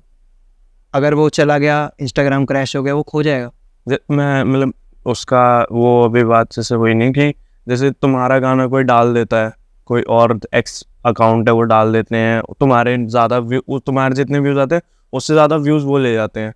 तो उसमें तुम्हारे कैसे कि ऐसा लोगों को डालने चाहिए जैसे जिसका पॉपुलर गाना है तुम्हारा है तो तुम्हारे अकाउंट पे ही है, तो लोगों को बाद में अपने अपने हैंडल पे डालना नहीं चाहिए। रिमिक्स करना मतलब। रिमिक्स नहीं, वो As it एडिट is. उठा के जो डाल देते हैं आजकल कि उस पे ज़्यादा लाइक्स आ रखे हैं उस बंदे का जो उस पे इतना नहीं है वायरल। तो उसके लिए है ना भाई, मोनेटाइजेशन उसलिए तो है कि भाई तू डाल, पैसे मेरे पास ही आएंगे अल्टीमेटली, कोई दिक्कत नहीं है। तू ले ले फॉलोअर्स, मुझे क्या दिक्कत है। और उसका Royalty- जो आ रहा है वो मेरे पास आने दो, कोई दिक्कत नहीं है, डालो। ये भी सही है। तो ये बताओ कि अपने जो अभी जैसे यंग रैपर हो, अभी तुम 18 साल के हो है ना, तो अभी जैसे स्टार्टिंग में होता है कि जैसे अभी स्टार्टिंग ही है करियर का, तो जो भी सारी चीज़ें कि अपने क्रिटिसिज्म जो आजकल है, अब तो बहुत ज़्यादा हो गया है। आज से 10 साल 12-15 साल पहले इतना नहीं था जितना अब गंद बच चुका है, हर इंडस्ट्री में ही हो चुका है अब तो। कि उस क्रिटिसिज्म को कैसे हैंडल करता तुम? भाई वो जो गंद मचाया ना, उसका भी रीज़न है, पता है क्या उसका रीज़न है? कि पहले इंटरनेट हर किसी के पास नहीं था, एक्सेस सबके पास भी लैपटॉप कंप्यूटर नहीं था, साइबर कैफे में जाते थे। आज डेटा पैक इतने सस्ते हैं, कोई भी डाउनलोड मारेगा, मेरी मर्जी है, मैं 4 अकाउंट बना के एक को बोलूँगा कि भाई तेरी ऐसी की तैसी ले कमेंट, मेरी मर्जी। तो अब एक्सेस ज़्यादा हो गया ना, इसलिए फ्रीडम भी ज़्यादा हो गई है बिल्कुल। कि मैं किसी को भी जाकर कुछ भी कह सकता हूँ हाँ, कि ये ले, मैं कुछ भी लिख दूंगा भाई। तो अब उसका यही है कि अगर क्रिटिसिज्म आता है तो जो क्रिटिसिज्म एक्चुअल क्रिटिसिज्म है ना, कि किसी ने बोली है बात, मतलब ये बोल देना कि है तू तो बकवास है, तू तो वैक है, ये क्रिटिसिज्म नहीं है, ये खामखा की हेट है। बस ये खामखा की हेट है कि मेरे अंदर खुजली है कि मेरी बात ना एक्चुअल में कोई सुनता नहीं, तो सोशल मीडिया पे आके जबरदस्ती किसी को भी ओपिनियन पेल दूंगा मैं, किसी को भी पेल लो, और कोई ध्यान नहीं देता। भाई पढ़ा रहे कमेंट, क्या दिक्कत है। कुछ लोग होते हैं जो एक्चुअल में फीडबैक देते हैं, वो क्या बोलेंगे, भाई तेरी इस गाने में मिक्सिंग थोड़ी और बेटर हो सकती थी, तेरा मतलब वॉइस मॉड्यूलेशन अच्छा हो सकता था, और क्या बोलते हैं थोड़ी क्वालिटी अप कर सकता है, या आवाज़ के साथ राइमिंग अच्छी हो सकती थी, या ये पार्ट और कैची हो सकता था, ऐसे करके। ये इस टाइप के जो कमेंट्स होते हैं ना, बिल्कुल वो एक्चुअल फीडबैक है, वो एक्चुअल क्रिटिसिज्म है जिस पे ध्यान देने की ज़रूरत है। बिल्कुल। जो बाकी सब है ना, वो सब हेट है। और मोटिवेट भी करते हैं कमेंट्स। बिल्कुल। तो अभी तक तुम्हें किसी आर्टिस्ट से या फिर किसी से कुछ ऐसा कमेंट मिला है जो मतलब बहुत क्रेजी हो? जैसे रफ्तार पाजी वाला तो तुमने बता दिया कि किसी ने, या कोई ऐसे कोई सीनियर रैपर हो या कुछ हो जो रैपिंग इंडस्ट्री से भी ना हो या नॉर्मली हो, कोई बंदा जिसने बहुत ही प्यारा कमेंट कर दिया, वो दिन बनाने वाली बात होगी। बस ऐसे उम्मीद नहीं थी। ऐसा मेरे को कमेंट तो नहीं आया। हाँ। पर मैं क्या करता था ना, स्टार्टिंग में जब मैंने इंस्टाग्राम अकाउंट बनाया था, उस टाइम मेरा नाम होता था 16 म्यूजिक के नाम से, मेरा इंस्टाग्राम पेज। 16 म्यूजिक का। हाँ, तो उस पर मैं क्या करता था, मैं उस टाइम जूस वर्ल्ड काफ़ी ज़्यादा सुन रहा था, तो मैं उससे इंस्पायर होकर गाने बनाता था इंग्लिश में। अच्छा। इंग्लिश में ही करता था मैं। तो ऐसा ऑटो ट्यून वगैरह लगा के बैंड लव वगैरह पे जाके, उस टाइम फ़ोन से ही सब कुछ, फ़ोन से रिकॉर्ड हो रहा है सब कुछ, यूट्यूब से बीट उठा ली, उस पर गाना बना दिया और पोस्ट कर दिया उस पर इंस्टाग्राम पे। और जितने भी आर्टिस्ट उनको डीएम मार दिया अंधा एकदम कि भाई मैंने गाना डाला, प्लीज़ सुन लो। तो एक दिन रफ्तार भैया ने डीएम खोल के देख लिया और वो गाना लाइक कर दिया। आज भी उस गाने पे मेरे खुदराज वाले पेज पे पड़ा है, सबसे नीचे जॉइंट्स एंड मेमोरीज करके पोस्ट पड़ी है, उसका लाइक सेक्शन खोल के देखोगे, उसमें रफ्तार भाई ने लाइक करा हुआ। तो उससे पहले की बात है जो अभी तुम्हारा? उससे पहले वो ये बिल्कुल 10th क्लास में था उस टाइम जब की बात है। तो मतलब अराउंड कितने टाइम पहले की बात होगी? मेरे है 2020 के आसपास। 4 साल हो गए बात कर रहे। 2020 भी क्यों, 2020 नहीं, 2022। अच्छा 2022 का स्टार्टिंग। अच्छा। हाँ, 2022 का स्टार्टिंग। तो मतलब वो क्या था उसमें, मतलब रैप में क्या था? कुछ नहीं, जूस वर्ल्ड टाइप गाना था, ऑटो ट्यून लगाओ भारी भरकम एकदम, उस पे कुछ भी ऐसे ही कर दिया, मतलब अच्छा। रैंडम बना दिया कुछ भी। अब वो भेज दिया, अब भैया ने अप्रिशिएट करने के लिए उसमें लाइक कर दिया। फिर एक दिन भैया ने स्टोरी लगाई, रफ्तार भैया का कोर्स आया था फ्रंट रो का। अच्छा हाँ, फ्रंट रो पे उन्होंने रैप का कोर्स निकाला। तो उन्होंने बोला कि जो भी कमेंट करेगा इस डीएम पे, पहले 100 लोग उनको दूंगा। अब उसके बाद उन्होंने स्टोरी डाल दी कि खत्म हो गए। अच्छा। उसके बाद मैंने बोला भैया मेरे को भी चाहिए, मेरे को भी दे दो। अब उससे पहले वो मेरा गाना देख चुके थे उस पर डीएम पे, तो उन्होंने भेज दिया कोड, बोला जा ले मौज ले, ठीक है। वाह यार। वहाँ से मैंने कोर्स ले लिया, फिर वहाँ से देखो मैंने बहुत चीज़ें सीखी उस कोर्स में, मतलब काफ़ी सारी चीज़ें मुझे पता चली कि रिकॉर्डिंग एक्चुअल स्टूडियो में कैसे होती है। अच्छा। अब मुझे ये भी पता चला कि माइक भी अलग अलग तरीके के होता है, अलग अलग वोकल टेक्सचर और अलग अलग आपको साउंड बनाना है उसके हिसाब से। काफ़ी ज़्यादा इन्फॉर्मेटिव मतलब रहा वो मेरे लिए। और उसके बाद मैंने लग गया मैं उसमें, फिर अच्छे से घुस गया। फिर मैं क्या बताऊँ, इसमें घुस के बम बन के फट जाऊँगा मैं। अच्छा। कि यूट्यूब पे मैंने सर्च मारा दबा के एकदम कि भाई प्रोडक्शन मिक्सिंग सब कुछ खुद कर लूँगा मैं। मुझे लग रहा है कि एक और किंग तैयार हो रहा है। रफ्तार भाई ने मुझे एक बात कही है। रफ्तार भाई ने मुझे कोर्स दिया था। हाँ, रफ्तार भाई ने मुझे कोर्स दिया। रफ्तार भाई, तुम्हारे करियर में अभी तक की सबसे बड़ी अचीवमेंट जिसमें तुम अभी तक बहुत ज़्यादा प्राउड हो, वो कौन सा मूवमेंट था? भाई वो यही मूवमेंट था कि रफ्तार भैया ने ना एक कंपटीशन ऑर्गेनाइज कराया था। कहाँ पे? डिस्कॉर्ड पे। अच्छा। ऑनलाइन था मतलब वो। उन्होंने बोला था 1-1 मिनट के वीडियो बनाओ और भेजो, अच्छा। और स्किल्स के दम पे कर लो जो करना है, ले जाओ प्राइजेस, कोई दिक्कत नहीं है। अब मैंने उसमें भेज दिया। अब भेजने के बाद मैं बाहर चला गया था, अपने काम में लग गया था, क्योंकि मेरे को कुछ ऐसा नहीं था कि भाई मैंने तो कुछ ऐसे ही कर दिया। वीडियो सीधा रफ्तार अप्पा जी के पास जा रही थी? हाँ, डिस्कॉर्ड पे जा रही थी। पहले हिट ह्यूमन भैया बैठे थे, उनका रिएक्शन चैनल है, उनको रफ्तार भैया ने बोला था कि पहले तुम्हारे पास जितनी भी एंट्रीज आएंगी उसमें से तुम मुझे कुछ सिलेक्टेड, पता नहीं कितनी 50 एंट्री कुछ ऐसा बोलता कि सिलेक्ट करके भेजना, और फिर मैं देखूंगा उसमें से। फिर उन्होंने देखा और फिर उन्होंने रिएक्ट किया, और फिर मैं उसके सेमीफाइनल्स तक पहुंचा उस कंपटीशन के। अच्छा। वहाँ पे जाके उन्होंने कर दिया मतलब एकदम ही। फिर उन्होंने मेरे को बाद में उन्होंने रिएक्शन वीडियो उस पर पढ़ा है डिस्कॉर्ड पे अभी भी उनकी लाइव पे। अच्छा। और उस वीडियो में उन्होंने बहुत अच्छे से मतलब रिएक्शन दिया, तारीफ करी पूरी। मतलब उस कंपटीशन की बोला कि हरियाणवी एंट्रीज पहले ही बहुत आई हैं पर जैसी नहीं आई। खुदराज भाई, let's hear what you say. हाँ भाई। Push it, T.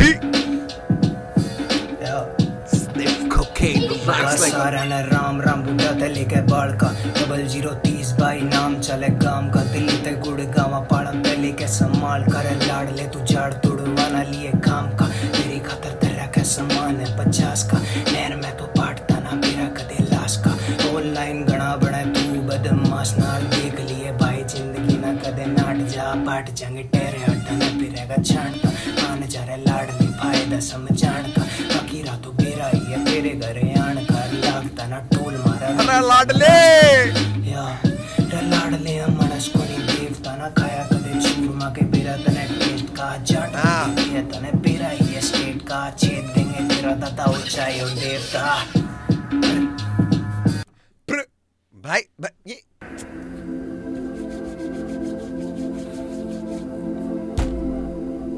मतलब फीलिंग आ गई भाई। हरियाणवी बायस नहीं है, हरियाणवी करने का तरीका होता है। इससे पहले काफी हरियाणवी बंदे आए थे, काफी करने का ना एक तरीका होता है, वो लहजा, वो जो हरियाणवी लैंग्वेज के अंदर की अकड़ है ना, उसको मेंटेन करना और उसके बाद नाच चुभना। वाह, देख रहे हो क्या उसका क्या कंट्रोल है। उसको माइक पे छोड़ूंगा, वो उसके भी कंप्रेसर लगा हुआ है भाई। मेरे लिए टी है, मेरे को बढ़िया लगा, बंदे ने फील कराया जो बोल रहा था। ऊपर से वो चूरमा वाली बात करना, चूरमा अगर तूने नहीं खाया तुझे क्या पता टेस्ट का। और वो करने का तरीका है, मतलब ऐसे नहीं उसे सीधा बोला लैंड कराया ना भाई। लौंडो पे जाता हूँ, लौंडो पे जाता हूँ भाई। मैं तो हुई ट्राई अंडरग्राउंड और अंडरग्राउंड और कबर वाली लाइन अच्छी थी। बॉम्बे रिप्रेजेंट।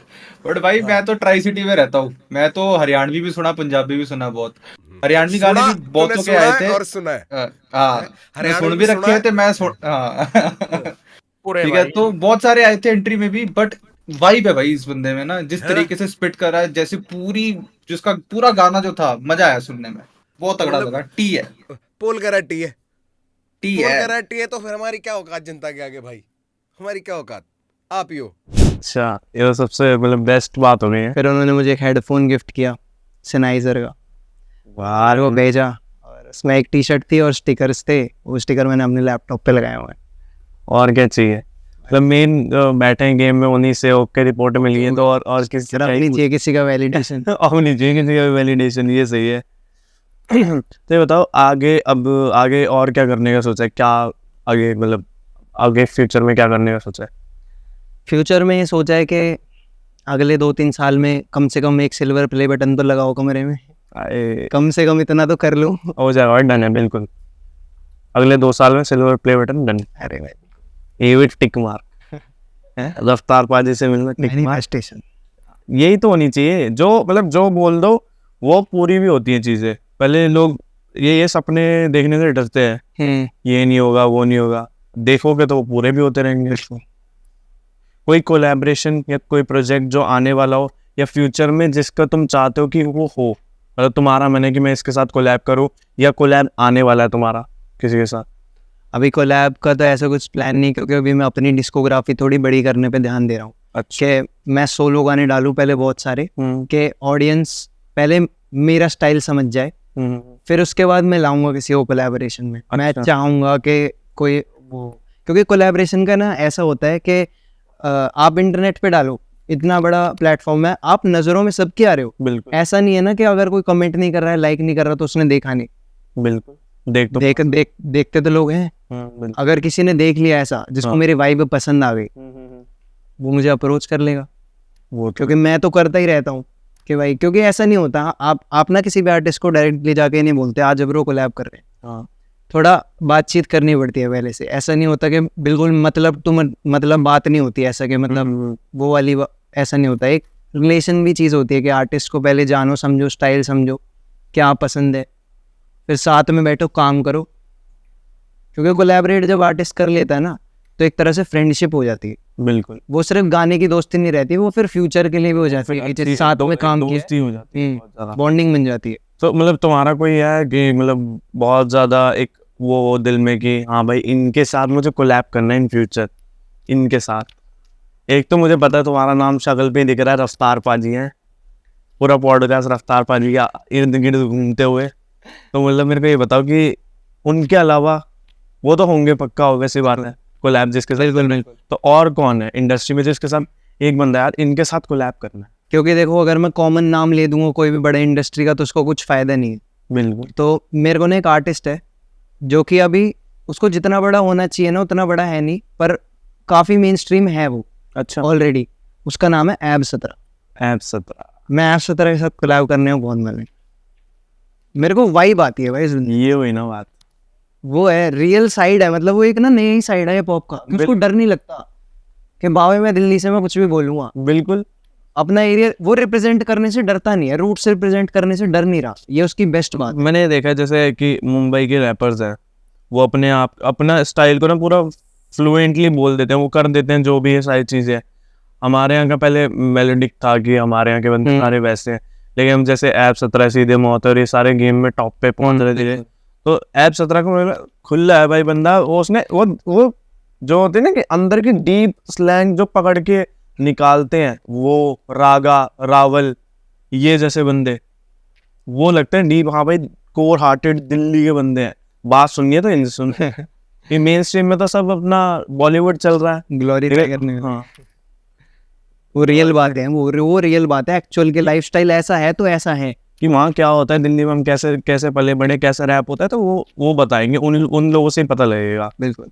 तो और मतलब ऐब 17 के बारे में, ऐब 17 के बारे में मेरे को ज़्यादा पता नहीं है कि किस टाइप का क्या रहता है कि कोलैब करना है उनके साथ तुम्हें। तो तुम्हारा है कि किस टाइप का रैप तुम उन्हें भेजोगे, कैसे? कभी मिले हो ऐब 17 से? नहीं, कभी नहीं। और किसी से ऐब 17 से कभी है कि अप्रोच मिलूंगा? तो कैसे मिलूंगा? मैं ऐब 17 से तो मिला हूँ। अच्छा, मिले हो? एक रॉयल एनफील्ड का ओपन शो हुआ था, हाँ, वहाँ पे आया हुआ था। अब मुझे नहीं पता उनको कितना याद होगा, पर मैं उनसे मिला था। मैंने जाके बोला नहीं ये जाएगी ना, ये यूट्यूब पे जाएगी तो हम लोग टैग करेंगे, बिल्कुल पता लगेगा ऐब 17। और हो सकता है उनको याद आ भी जाए, मतलब अगर इतनी उम्र। बिल्कुल। अब मैं गया उनके पास तो बातचीत करी मैंने थोड़ा, और बाबा क्या हाल चाल, मतलब वही वाला स्लैंग। तो वो बंदा बड़ा चिल है, मतलब ऐसा नहीं है उसके अंदर कोई ईगो है या ऐंठ है कि भाई मैं ऐसे उठ गया तो मैं वो करूँगा। रियल है।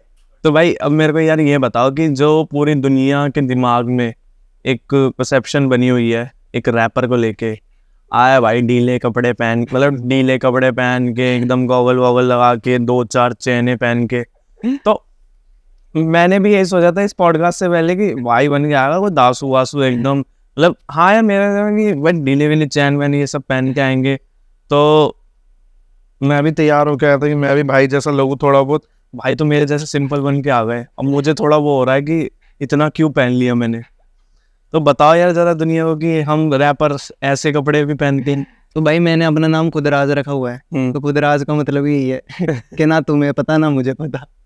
तो जरूरी नहीं है कि वैसा दिखो, ये तो बस कहने वाली बात है।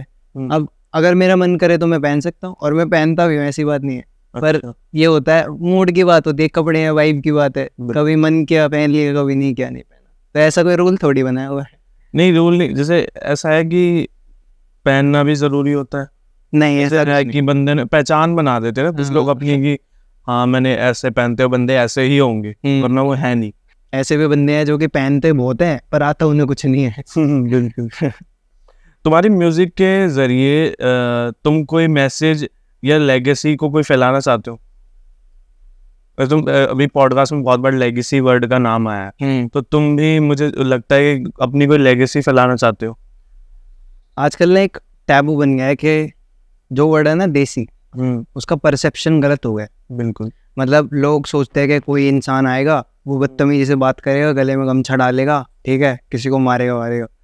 वो देसी नहीं है, वो एक्चुअली में छपरी है। देसी का मतलब पता है क्या होता है? देसी होने के लिए आपको हरियाणा और यूपी से होने की जरूरत नहीं है। बिल्कुल। आप बिहार से भी होकर देसी हो सकते हो, आप उड़ीसा से होकर भी देसी हो सकते हो, आप कहीं से भी होकर देसी हो सकते हो। देसी का मतलब हो गया सादगी पसंद आदमी, जो सादगी पसंद करता हो और अपनी रूट्स को रिप्रेजेंट करने से डरता ना हो, अपने रूट से जुड़ा हुआ आदमी, अपना कल्चर पसंद हो उसको, बिल्कुल अपने कल्चर की चीजें पसंद हो। क्योंकि भाई वैसे माहौल में इंसान पला बड़ा है। अब इंसान आ रहा है बिल्कुल ऐसे बैकग्राउंड से, हरियाणा यूपी से या कहीं से भी आ रहा है, बिहार से आ रहा है, अब इंग्लिश में आके जानबूझ के दिल्ली जैसे शहर में आके एक्सेंट काट रहे हैं कि bro can you pass me this glass of water ऐसे करके। तो वो चीज़ गलत है, वो फिर प्रिटेंशियस हो रहा है ना इंसान जबरदस्ती, वो अपनी जो एक्सक्लूसिव इंडिविजुअलिटी वो खो रहा है उसके चक्कर में। तो मैं चाहता हूँ कि जैसे इंग्लिश लैंग्वेज इंटरनेशनल है, जैसे पंजाबी लैंग्वेज अब इंटरनेशनली बन चुकी है। बिल्कुल। मैं चाहता हूँ हरियाणवी लैंग्वेज भी बूम करे ऐसे इंटरनेशनल। बिल्कुल करेगी भाई, बिल्कुल। अभी पंजाबी के बाद में बात कर रहा है तो हमारे दिलजीत पाजी हैं, वो भी बहुत अच्छे भाई, बहुत ही अच्छे सिंगर है, बहुत ज़्यादा पसंद करता हूँ मैं भी उन्हें। तो उन्होंने इंडिया को इतने बड़े लेवल पे रिप्रेजेंट करा है जहाँ आज तक कोई इंडियन नहीं गया बंदा, वहाँ पर उन्हें परफॉर्म करा है। कोचेला, हाँ कुचेला में परफॉर्म करा है। तो उस पे तुमको मतलब वहाँ जब उन्होंने बोला कि हाँ भाई आ गए पंजाबी आ गए या इंडियन वहाँ पर परफॉर्म करा, तो कैसा फील हुआ एज अ इंडियन?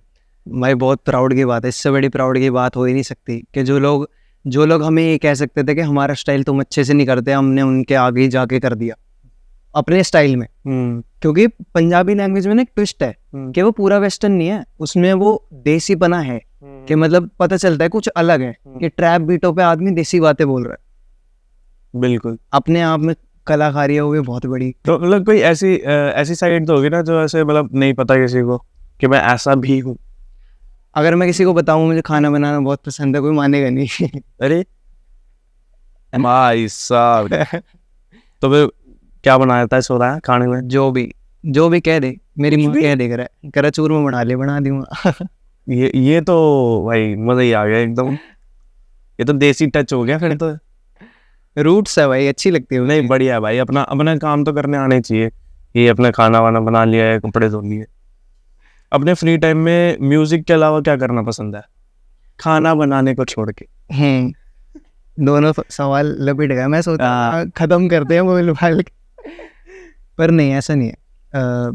मेरे को स्केचिंग का शौक है, मतलब मैं देख के चीज़ें बनाना पसंद करता हूँ। अच्छा। ऐसे कि रैंडम स्टिक फिगर्स बना लिया, ऐसा कुछ कर लिया, मुझे पसंद है वो चीज़ के मैं बैठ जाऊँ ऐसे पेन पेपर लेके और कुछ भी बनाऊँ। मतलब स्क्रिबल भी कर रहा हूँ ना तो कुछ भी बनाऊँ, मैं बैठ के कुछ नहीं कर रहा ना, दिमाग मेरे साथ ये हुआ था। मैं बोर्ड का पेपर देने गया हूँ, मेरा फिजिकल एजुकेशन का पेपर है। अब पेपर हो गया खत्म, मतलब टाइम बचा हुआ है, 1 घंटा बचा हुआ है, 3 घंटे का पेपर में 2 घंटे में पेपर करके बैठ गया। अच्छा, कौन सा पेपर था? Physical education. अच्छा। अब मैं करके बैठ गया हूँ, अब क्वेश्चन के पेपर के पीछे खाली जगह होती है। बिल्कुल। अब वहाँ बैठ के क्या कर रहा हूँ, 4 तरह के माइक्स बना रहा हूँ, ऐसे पेन से, ठीक है, माइक बना रहा हूँ। ये नॉस्टैल्जिया में ला दिया लड़के, अभी सेम ऐसी हरकतें करता था। माइक बना रहा हूँ, इंटरफेस बना रहा हूँ, अलग अलग स्कारलेट, ऑडियंट, पता नहीं क्या क्या, क्योंकि वो हमेशा से है कि पहले लिए नहीं थे ना तो हमेशा भाई यार ये सामान आ गया ना मजा आ जाएगा। अब ले लिया तो अब ऐसा लगता है कि भाई यार तो उस टाइम पे यही था कि माइक बना रहा हूँ बैठ के, अलग अलग डिजाइन के माइक बना रहा हूँ। तुम माइक बनाते थे, मैं अपना जो कार्डबोर्ड पे वो होता था, कार्डबोर्ड लेके जाते थे बचपन में, उसमें वो छोटा भी बना हुआ है स्पाइडरमैन में, मैं सेम उसको देख के उसकी रेप्लिका बिल्कुल सेम बनाता था कि भाई स्पाइडरमैन बना रहे। टीचर ही बोले, मैं तुमने तो पेपर कर लिया था, मेरे को पेपर नहीं आता था, मैं तब बनाने बैठता होता था। साला कुछ तो बन रहा है लाइफ में, कुछ तो हो ही रहा है, कुछ तो अच्छी चीज हो रही है। अरे भाई कॉपियों के पीछे लिखने से तो अलग ही रिश्ता है भाई, वो तो अलग ही रिश्ता है। आधे से ज्यादा गाने कॉपियों के पीछे ही लिखे हैं। आज भी पढ़े हुए 11th की 10th की कॉपियां, उनके पीछे बैठ के गाने लिखे हैं। तुमने गाने लिखे, मैं ड्राइंग करता था। मेरे को भी ड्राइंग का, स्केचिंग का बहुत शौक था स्टार्टिंग से। स्कूल वूल में बहुत स्केचिंग करता था। लोगों के लिए, पैसों के लिए फिर बनाता भी था मैं, नाइस भाई। कि उनसे पैसे लेके भाई मेरी ड्राइंग की फाइल कंप्लीट कर दे। ड्राइंग बड़ी मस्त लगती थी, बड़ी अच्छी। तो म्यूजिक के अलावा तुम्हारा कोई पर्सनल इंटरेस्ट है किसी भी चीज़ में, कोई इन्फ्लुएंस करता हो और किसी और काम में? जैसे पापा आईटी में, तो तुमने म्यूजिक तो कर ही रही हो, अपना है वो एक, तो उसके अलावा कुछ अलग से? भाई मुझे ना ऐसा फैसिनेशन होते है कभी कभी मूवीज बनाने की, मूवीज बनाने की ऐसा, मतलब सिनेमाटोग्राफी। अच्छा। मेरे को ना मतलब वो चीज़ काफ़ी ऐसा लगता है, क्योंकि मैं कभी सोचता हूँ ना कि मैं अपने लिए कुछ वीडियो बनाऊँ ऐसा, और मैं करता भी रहता हूँ। मेरे इंस्टाग्राम पे भी मैंने कभी कभी ऐसे स्टोरी हाईलाइट में लगा देता हूँ, ऐसा फ़ोन रख के, जब मुझे दिख रहा है मौसम बढ़िया ऐसा कुछ है, बादलों में उसकी लाइट वगैरह लो करके ऐसे जाके सामने खड़ा हो जाता हूँ, और वो चीज़ बड़ा क्रेजी इफेक्ट देती है। मैं कहा यार ये तो कुछ अलग ही है। तो वो चीज़ काफ़ी फैसिनेट करती है कि सिनेमाटोग्राफी सीखूं। तुम्हारे म्यूजिक ऑडियंस को कैसे इम्पैक्ट करता है, स्पेशली यंग पीपल को?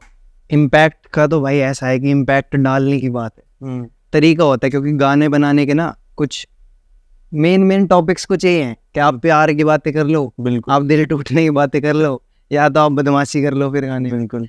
तो उससे ना क्या है कि एक मैसेज भी जाता है कि इंसान जिस तरीके का म्यूजिक कंज्यूम करता है ना, उसका थॉट प्रोसेस धीरे धीरे वैसा होने लग जाता है। कि अगर मैं खाली प्यार वाले गाने सुनूं, खाली हार्ट ब्रेक सुनूं, तो थोड़ा वैसा हो जाऊंगा कि मतलब जबरदस्ती अपने आप को दबा दबा रहने लगूंगा कि भाई यार मेरे साथ तो इतनी गलत चीज़ हो रही है, चाहे है नहीं वो बातें उतनी बड़ी। उसके बाद भी कि आजकल सबसे बड़ी प्रॉब्लम क्या है, यंग एज में बच्चे हैं, इतना कुछ ज़्यादा वो नहीं है। मैं भी यंग एज में, मैं अपने साथ वालों को ही देखता हूँ कि किसी लड़की ने मना कर दिया, ठीक है, अब बैठ कर रोने लग गया कि भाई अब दारू पी रहा है, सिगरेट पी रहा है, इसमें तो भाई मेरे को तो डिप्रेशन हो रहा है और मैं तो मर जाऊंगा। भाई क्या दिक्कत है, तू अपने साथ वालों को देख। इसलिए उस टाइप के गाने, इसलिए ना खरी बात बोलने वाली बात है कि उसको सीधी सीधी बात बोलो, भाई जिम जा तू, गाने में बोल दो, उसी के ऊपर बना दो। अरे तेरे जितना जिम में खाली वेट मार दे, तेरे महीने की कमाई जितने टिप्स बांट दे, ऐसे करके कुछ भी बोल दो, तो वो एटलीस्ट मोटिवेटेड रहेगा। साथ वालों को देख के यूं करेगा कि चल यार वो भी जा रहे हैं, मैं भी जाता हूँ, मैं घर पे क्यों बैठा। बिल्कुल। वो रेज आती है ना अंदर से। अब ऐसा नहीं है कि ये भी इंटरप्रेट करने की बात होती है। इतना बेवकूफ़ आजकल कोई नहीं है कि मैंने अगर गाने में किसी ने बोल दिया कि मतलब उठा के भाई गन वन है और मार दो, तो मार ही देगा सही में। ऐसा नहीं है, इंटरप्रिटेशन होती है, एक वाइब होती है, वो अग्रेशन वाली फीलिंग पोर्ट्रे करना चाहता है इंसान। असलियत में नहीं कर सकते म्यूजिक में उसको डाल के, कि भाई डायरेक्टली नहीं बोल सकते ना कि किसी को पकड़ा दिया भाई तू तो लड़ाई करना शुरू कर दे। बिल्कुल। म्यूजिक क्या है, क्रिएटिव फ्रीडम है। अब कुछ लोग इसको बोलते हैं कि आप अपने गानों के थ्रू ना वायलेंस प्रमोट कर रहे हो। हाँ, सिद्धू मूसे वाले को बोलते हैं कि भाई गन्स दिखा रहे हो, वायलेंस प्रमोट कर रहे हो। भाई वो नहीं दिखा रहे कि आप वायलेंस करो, वो आपको ये नहीं बोल रहे, आपको वो एक चीज का साइड दिखा रहे हैं कि भाई क्रिएटिव फ्रीडम लेते हैं, ऐसा क्रिएटिव फ्रीडम है हमारा, और वो चीज़ मैं कह रहा हूँ, मैं एक्सप्रेस कर रहा हूँ, मुझे फील हो रही है तो कि भाई ऐसा कर सकते हैं। मतलब इतना रहो, अपने आप को इतना तो समझो, कम से कम अपने आप को डाउन मत समझो, वो ज़बरदस्ती बेचारा फील मत करो, अच्छा फील करो, एनर्जी हाई रखो। बिल्कुल, वो चीज़ है। जैसे अभी बात हुई कि मना कर दिया तो डिप्रेशन में आ गए। हाँ, तो मैं यही पूछना चाहूँगा, जैसे कि अभी कोई रिलेशन स्टेटस क्या है, रिलेशनशिप स्टेटस क्या चल रहा है? भाई स्टेटस खाली व्हाट्सएप पे है। रियल लाइफ में रियल का पता नहीं भाई। नहीं बता रहे, कह रहा मैं कान में बता दे, कुछ ही लोग देख रहे, कुछ 8-10 हज़ार लोग देख रहे होंगे, बस हमारे बीच में रहेगी बात भाई। हाँ बिल्कुल, 8-10 हज़ार तो ज़्यादा बड़ा नंबर है ही नहीं। तभी है, मतलब कभी कोई रिलेशनशिप पता नहीं भाई, वैसे कोई बता घर में रहेगा। अब भाई ऐसे तो भाई इंसान है, एक ही दिल है, ठीक है, इतनी बार देते हैं, पता ही ना। पहला बचपन में ही दे दिए थे, पुलिस वाली मैडम रख के भूल गया। रख के भूल गया। मुझे तो पता चला कभी किसी लड़की के बारे में। अभी भगवान की दुआ से मौत आई नहीं है नजदीक। उसी दिन अभी मौत नजदीक आई नहीं है, जिस दिन आएगी उस दिन कयामत ही होगी। कभी जैसे सिगरेट वगैरह दारू वारू का तो कोई शौक नहीं है ना? कभी नहीं, प्रमोट भी नहीं करा कभी गानों में? नहीं प्रमोट भी नहीं करा कि भाई ये पी ले वो पी ले। सही बात। मैं खाओ पियो ऐश करो, चूरमा पियो में क्या क्या है? चूरमा खाओ चूरमा खाओ और पियो में पियो में दूध पियो। ये सही है कि बता देना चाहिए, वरना लोग गलत समझ लेते हैं बच्चे आजकल के। बस सही बात है इसमें। तुम्हारे सॉन्ग्स में तुम्हारा लिसनर को क्या मैसेज या टेक अवे चाहिए? चाहिए का तो खैर क्या बोलूं, वो तो उसके ऊपर है हाँ। कि भाई वो कैसे ले लेगा उस बात को। और तुम मतलब क्या प्रोवाइड कराना चाहते हो? मैं तो ये प्रोवाइड कर रहा हूँ कि रूट से जुड़े रहो, शर्म मत खाओ उस बात की बिल्कुल कि कोई जज करेगा बोलेगा, रियल रहो। मतलब ऐसा भी नहीं गया कि उसको एग्जैजरेट करो कि हिंदी बोल सकते हो जहाँ बोलने की जगह है, लेकिन वहाँ भी जबरदस्ती हरियाणवी घुसा रहे हो। हाँ वो चीज़ गलत है। वो बैलेंस पता होना चाहिए कि कहाँ पे क्या बोलना है, और उस चीज़ की शर्म नहीं माननी चाहिए कि यार बोल दिया तो मेरे को तो फिर ऐसा समझेंगे कि मैं तो देहाती हूँ या मैं कहूँ। ऐसी शर्म भी नहीं खानी चाहिए, पर हाँ बैलेंस पता होना चाहिए। जैसे कुछ रैपर है वो ट्राई करते हैं कि हम जैसे अभी हरियाणवी जो रैप है वो जो स्टाइल है मैं कर लेता हूँ, मैं इंग्लिश में भी कर सकता हूँ, मैं हिंदी कर सकता हूँ, हरियाणवी कर सकता हूँ और पंजाबी भी कर सकता हूँ। पंजाबी मेरे को थोड़ी बहुत आती है, जैसे मैं इंग्लिश के डाल देता हूँ थोड़े पंचे, पंजाबी का भी डाल हैं उसको, एक दो वर्ड को मिक्स कर देते हैं। मतलब ऐसा नहीं है कि डालूंगा तो फेक लगेगा, फेक नहीं लगेगा। बचपन से पंजाबी म्यूजिक सुना है, मूवीज देखे हैं पंजाबी में, तो बिल्कुल वो टच आ ही जाता है, टच आता है थोड़ा। कोई बोल नहीं सकता कि फेक कर रहा है। हरियाणवी पंजाबी क्लोज ही है, काफी क्लोज है, बहुत ज्यादा डिफरेंस नहीं है कि ईस्ट वेस्ट है, बराबर की स्टेट है, तो उतना तो है। जैसे अब मेरे को ये पूछना है कि ये जो सोशल इश्यूज पे जो लोग रैप करते हैं उन पे लोगों के व्यूज नहीं आते बिल्कुल भी, कि उनको नहीं चाहिए। और एक तरफ वो है कि एक बंदा गाने में लड़कियों की बातें कर रहा है, ड्रग्स की बातें कर रहा है, मतलब अश्लील, मतलब कुछ भी कह लो कि अजीब अजीब बातें कर रहा है, और उसके बहुत व्यूज आ रहे हैं तगड़े। लेकिन वो जो एक बंदा है ना, जैसे किसी ने काइंड ऑफ एक लड़की का कुछ सेक्सुअली असॉल्ट हुआ है, रेप हुआ है, तो उस पे वो बात कर रहे हैं। एक बंदा वो फ्रंट लाइन पे आके उसको बोल रहा है कि हाँ भाई मैंने बात सुनो, ये नहीं पता चली, तो उस पे क्या है कि उसका कोई व्यूज नहीं है, कोई देखता नहीं है उसे, कोई सुनता नहीं है। उसका ये है कि ऑडियंस जो है ना, इंसान को ना कोई चीज़, जैसे आजकल एंटरटेनमेंट इंडस्ट्री से कोई भी चीज़ जब रिलेट होती है, पसंद आती है, वो तभी आती है जब इंसान के ना बैक ऑफ माइंड में कहीं ना कहीं ये होता है कि यार काश मैं ऐसा बन पाता। अच्छा, समझ रहे हो कि हर इंसान चाहता है, सबकी ना डार्क डिजायर्स होती है कि कोई भी चाहेगा, कोई भी शरीफ आदमी होगा ना, वो सोचेगा मैं भी यार क्लब्स में जाऊं, मेरा भी ऐसा लाइफस्टाइल हो एकदम, मैं भी अंदर पैसा बहा दूं। ये वाली चीज़ होगी, सबके बैक ऑफ माइंड में होती है कि यार एक बार तो ये चीज़ एक्सपीरियंस करनी है। तो लोग क्या करते हैं, लोग थोड़े से वॉना भी हो जाते हैं और फिर उस चीज़ में ना अपने आप को देखने लगते हैं कहीं ना कहीं, तो उनको वो चीज़ अच्छी लगती है, अट्रैक्ट करती है। बिल्कुल। लेकिन उनको ये है कि अगर कोई कॉन्शियस रैप होगा, कहेंगे कि यार ये तो रोज का है, न्यूज़ चैनल वाले भी रोज बोलते हैं, अखबार में भी रोज आई रहती है, ये बातें बार बार क्यों सुनूं मैं अगर तू भी यही कर रहा है, मैं तो भाई मजे के लिए सुनता हूँ गाने, मैं क्यों सुनूं ये बातें। अब ये वाला माइंड सेट हो गया। जबकि रैप जो ओरिजिनली बना था ना, वो कॉन्फ्लिक्ट सॉल्व करवाने के लिए ही बना था। रैप का पर्पस यही था ताकि लड़ाइयाँ ना हो। अच्छा, दो कम्युनिटीज अपने आप की प्रॉब्लम्स ना गन्स और वायलेंस के बजाय, हाँ अमेरिका में होता था कि मतलब इस बारे में एक बार डीपली बात करते हैं। ये मेरे को एक नया टॉपिक कि मतलब ये कैसे है सारी चीज़ें, एक बार डीपली मेरे को समझाओ कि रैप इसलिए बना था कि लोगों में कॉन्फ्लिक्ट ना हो। हाँ, क्योंकि दो कम्युनिटीज पहले क्या होती थी, लड़ती थी आपस में, बिल्कुल, कि उनके अंदर गन्स का वायलेंस होने लग गया था। अच्छा, कि एक दूसरे को जाके मार रहे हैं बदला लेने के लिए, ऐसा कुछ। तो उन लोगों ने एक सोल्यूशन निकाला कि हम ना रैप बैटल्स कराएंगे, कि हम रैप करेंगे, अपनी बात ना म्यूजिक के थ्रू कहेंगे और बैटल्स कराएंगे। उनके ग्रुप से एक बंदा रिप्रेजेंट करेगा, मेरे ग्रुप से एक बंदा रिप्रेजेंट करेगा, ऐसे अगर हम दो लोगों के बीच में हो रही है तो जिसका जीत जाएगा वो जीत जाएगा, उसको जीता वो मान लेंगे। अच्छा, तो ये वाली चीज होती थी।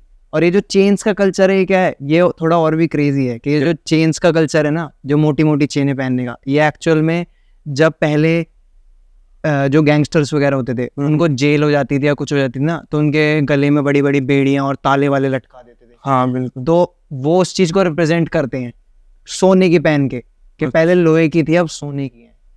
उसको रिप्रेजेंट करने का एक तरीका है वो, हिप हॉप एक पूरा कल्चर है, एक लाइफस्टाइल है। हिप हॉप के अंदर सिर्फ रैप नहीं है, graffiti artist, dancing, B boying हो गया, अलग अलग स्टाइल्स हैं, वो सारी चीज़ें क्या बोलते हैं, विनाइलिंग, डीजेइंग भी एक हिप हॉप का पार्ट है। ये सब हिप हॉप है, सिर्फ रैप हिप हॉप नहीं है, रैप भी हिप हॉप का पार्ट है। अभी तुम अपने मेरे को कोई फर्स्ट रैप जो तुमने बनाया था उसके बारे में बताओ, कि उसको लेके जो कब बनाया था, वो फर्स्ट रैप कब बनाया था तुमने अपना? फर्स्ट रैप सही बताऊं तो मैंने जो पहला रैप लिखा था वो कॉन्शियस रैप था। कॉन्शियस रैप Conscious कब लिखा था वो? मैंने लिखा था ये वैसा मतलब प्रॉपरली ऐसा फ़ोन पे रिकॉर्ड करके मैंने लिखा था 8th या 9th क्लास में, फ़ोन पे रिकॉर्ड करा था मैंने बीट चला के वो गाना। अच्छा, तो तब जो वो रैप कर रहा था तब से अभी तक के सफ़र में क्या फ़र्क रहा है? वो रैप सुनने में और आज का जो करते हो उसमें क्या फ़र्क रहा है? उसमें फ़र्क ये है कि इमोशन चेंज हो गया थोड़ा सा, अच्छा। थोड़ी सी लिरिकल मैच्योरिटी आ गई है, कि मतलब जो वर्ड्स वीक होते थे, कि मतलब ना सारा कंपटीशन इसी बात का है कि किसी बात को कितने सुंदर तरीके से कहा जा सकता है और प्रेजेंट करा जा सकता है। बिल्कुल, सारा गेम रैप में इसी का ही है, जो सबसे ज़्यादा सुंदर तरीके से उसको प्रेजेंट कर पाएगा या फिर कूल वे में कर पाएगा तो वो जीत गया गेम। उसका गाना पसंद आता है, ऐसी चीज़ें लोगों को पसंद आती है एक्चुअली। तो अपना जो फर्स्ट रैप था वो बताओगे ज़रा, मेरा फर्स्ट रैप किस चीज़ के बारे में था? वो मतलब ऐसा था कि किसानों के बारे में था, कि भाई किसान सुसाइड कर रहे हैं या ऐसा कुछ था, और उसमें यही सब था कि गवर्नमेंट जो है वो बस सिंपैथी बटोरने के लिए ये सब करती है कि हम किसानों की मदद करेंगे, और बाद में मतलब कुछ नहीं होता। नहीं कर रही। और उसमें रेप विक्टिम्स का भी था। अच्छा। उसमें कुछ लाइन ऐसी थी, अब मुझे प्रॉपरली वो राइम याद नहीं है, पर उसमें मैंने कुछ ऐसे करके बोला था कि ये जो रेप विक्टिम को तुम सिंपैथी दे रहे हो ना न्यूज़ चैनल वाले, ये जब तक ये दोगे, जब तक उसकी फोटो के आगे मोमबत्ती की मोम पूरी पिघल नहीं जाएगी। क्रेजी भाई। तो और अभी तक का तुम्हारा सबसे बेस्ट रैप कौन सा रहा है? बेस्ट रैप जो तुम हमारी ऑडियंस को सुना भी सकते हो। अभी वो आउट नहीं हुआ है, अभी वो आउट नहीं हुआ, अच्छा मतलब अभी है वो, पर आ जाएगा आ जाएगा। जो अभी तक आउट हो चुका है उनमें से सबसे बेस्ट कौन सा है, सबसे खतरनाक? उनमें से सबसे खतरनाक फिर तो वही वर्ष है कौन जो सा? मैंने कंपटीशन में भेजा है, तो वो एक बार हमारी ऑडियंस के लिए हो जाए। क्योंकि वो तो सर्टिफाइड है ना। हाँ, वो तो सर्टिफाइड है भाई, उसके लिए तो किसी चीज़ की चाहिए ही नहीं। मका सारन राम राम बुड्ढा तेले के बाल का 0030 भाई नाम चले गाम का दिल्ली तक गुड़ गामा पाड़म तेले के संभाल कर लाड़ ले तू जाड़ तोड़वाना लिए खाम का तेरी खतर दर्या के समान है 50 का नहर में तो पाटता ना बेरा कदे लाश का ऑनलाइन घना बना तो बदमाश नार देख लिए भाई जिंदगी ना कदे नाट जा पाट जांगे टहरे अड्डा न पेरेगा छाणता मान जा रे लाड़ ले फायदा समझान का बाकी रातों बेरा ही है तेरे घरे आणकार लागता ना टोल मारा रुकता ना रास्ता या रे लाड़ ले मानस को नहीं देवता ना खाया कदे चूरमा के बेरा तने टेस्ट का जाट बुद्धि के है तने बेरा ही है स्टेट का छेद देंगे तेरा दादा हो चाहे हो देवता। वाह भाई, खतरनाक। थैंक यू भाई, खतरनाक भाई, खतरनाक। जितनी तालियां इस उम्र में भाई, तुम बहुत तगड़ा काम कर रहे हो। मतलब ऐसा होता नहीं है कि हर किसी का होता है ना, सपना होता है कि मेरे को ये करना है, ये करना है। लोग सोचते तो बहुत कुछ है कि ये बनना है, वो करना है, करना है। लोग करना और करने में जो ये एक शब्द का फर्क है ना, उसको बहुत टाइम लग जाता है और लोग कर नहीं पाते। और तुम जो सोच रहे हो और कर रहे हो, बहुत बढ़िया स्किल है भाई तुम्हारी। वैसे कभी छोड़ना मत, मैं तो ये बोलूँगा। थैंक यू भाई। और भगवान हमेशा तुम्हारे साथ है, और मैं भी, और रफ्तार पाजी सब तुम्हारे साथ है। और भाई बेस्ट है, सब कुछ बेस्ट कर रहे हो और करते रहो। Thank you. तो भाई ये तो तुम्हारा सबसे बेस्ट चीज़ें हो गई। अब मैं चाहता हूँ कि अब मेरी ऑडियंस को तुम कुछ बताना चाहो कि एक लास्ट चीज़, कि अगर किसी को रैप में घुसना है, तो तुम अभी बिगनर हो, तुम सारी चीज़ें कर रहे हो, प्रोसेस तुम्हें बहुत अच्छे से डीपली पता है, तो तुम मेरी ऑडियंस को बता पाओ कि रैप में कैसे एंट्री करे अगर किसी को रैपर बनना है। भाई रैपर ना बेसिकली है कि रैपर कोई भी इंसान वो है जो एक्सप्रेस कर सकता है। अगर आप अपनी बात कह सकते हो ना अच्छे तरीके से, जो कि मतलब आपको चाहे कितनी भी कड़वी बात कहनी है, अगर आप उसको एक सही तरीके से रख सकते हो ना, तो आप भी रैपर हो ऑलरेडी। बस आपको उस चीज़ को राइम्स में कन्वर्ट करने की ज़रूरत है। अच्छा, बस इतना फ़र्क है और कुछ भी नहीं है। आप राइम करना सीख लो, आप ऑलरेडी एक रैपर हो। अगर आपको अपनी बातें कहनी आती है, अगर आपके अंदर वो एग्रेशन है, अगर आपके अंदर कोई भी इमोशन है, कोई भी इमोशन हो सकता है वो, क्या आपको बुरा लगता है किसी चीज़ को देख के, क्या आपको किसी चीज़ को देख के गुस्सा आता है, या फिर कोई चीज़ आपको कूल लगती है कि मुझे ये चीज़ बहुत पसंद है, मैं इसके बारे में उठा के रैप कर देता हूँ, तो बस आप धीरे धीरे लिखते रहो बस। आपको जो भी राइम्स ऑलरेडी आते हैं ना, बस लिखते रहो, कागज भरते रहो, नोट पैड में लिखो, कहीं भी लिखो, डायरी में लिखो, पर लिखते रहो।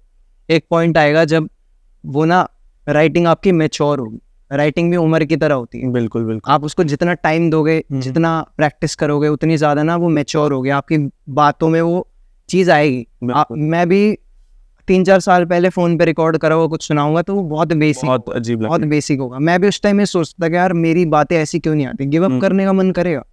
मेरा भी करता है कभी कभी, जब थोड़ा राइटर्स ब्लॉक वगैरह आ जाता है बिल्कुल कि बिल्कुल। यार मैं अब लिख नहीं पा रहा, थोड़ा सा आइडिया नहीं आ रहा, तो मेरे को भी होता है चीज़ कि यार गिव अप कर देता हूँ, छोड़ पढ़ाई कर लेता हूँ, हाँ। ऐसे। पर वो चीज़ होती है कि जो लास्ट तक रुका रहेगा उसको कुछ ना कुछ मिलेगा। ये तो सही बात है। बस ये सोच के गिव अप नहीं करता।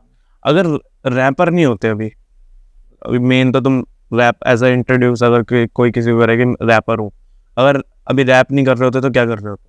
भाई मेरा रेस्टोरेंट होता, ढाबा, मैं कुछ भी रेस्टोरेंट ये तो तब provide कर चाहिए, पर मेरा कुछ ऐसा फूड रिलेटेड होता। अगर मेरा रैप से कोई इंट्रोडक्शन नहीं होता लाइफ में, तो खाने पीने का ही मजेदार खाने खाने पीने चल रहा होता खाओ पियो और खिलाओ। है। रैपिंग करते हुए खाना है? बंदा रैप कर रहा है, खाना भी प्रोवाइड कर रहा है। Cooking in the studio as well cooking in the kitchen. भाई ये हुई ना बात। अच्छा तो तुमने रैप बता दिया कि तुम्हें रैप किस तरीके का पसंद है, सारी चीजें बता दी।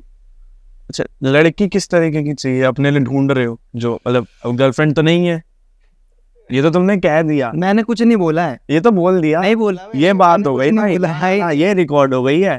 अब तुम्हें ये बताना है किस तरह की लड़की अब चाहिए, वो तो मिल जाएगी। अब ये जाएगा, इतना वायरल होगा तो मिल जाएगी। अब तुमने बोला नहीं है गर्लफ्रेंड, तो अब जो मिलेगी उसके लिए जरा वो बता दो। लड़की का नाम लेती मम्मी का फोन। अरे नहीं भाई, जैसे नहीं चाहिए कोई लड़की अभी भाई, अब बहुत अर्ली एज है अभी उसके लिए। मुझे ऐसा लगता है कि थोड़ा कुछ कर लूं पहले अपने लिए, जब तो किसी और के लिए करूंगा। पीछे से किसी ने कमान पकड़ रखी है, मुझे ऐसा लग रहा है। तभी किसी लड़के की ये भावनाएं ना बाहर नहीं आती, ऐसे किसी ने पकड़ बना रखे हैं। नहीं बोलने को तो मैं बोल दूं, पर ठीक है, कोई दिक्कत नहीं। बदमाशी है वो बाहर नहीं दिखाने का सारी। बोले उसके सामने तो फूकी हूँ मैं, वो क्यों फूकी हूँ मैं, क्यूटी बच्चा हूँ। कह रहा बदमाशी तो बाहर ही चलती है। मेरे घर का बदमाश तो वो है। अच्छा अब विदा लेते हैं इस पॉडकास्ट से। हमारे एक आउट्रो आप देंगे? तो भाई यहाँ पे आके बहुत क्रेजी भाई, एक तो हंसते रहिए, मुस्कुराते रहिए और देखते रहिए द चित्रांश शर्मा शो। और लाइक शेयर सब्सक्राइब भाई। और मेरा भाई बहुत सही काम कर रहा है, ऐसे सपोर्ट दिखाते रहो। अब आप लोगों को भी क्या करना है, इस पॉडकास्ट को दबा के शेयर करना है और लाइक करना है, कमेंट करना है। जो भी पार्ट आप लोगों को पसंद आया हो वो नीचे बिल्कुल कमेंट सेक्शन में शेयर करो, अपनी जितनी भी फीलिंग्स है। और जो फीडबैक देना चाहते हो, अच्छा लगा या नहीं लगा, जो चीज़ अच्छी नहीं लगी उसको भी लिखो, हम वो सारे कमेंट पढ़ेंगे। और खुदराज भाई के इंस्टाग्राम पे जाके फॉलो करो, चैनल को सब्सक्राइब करो और मिलते हैं आपको एक नए पॉडकास्ट में। बाय।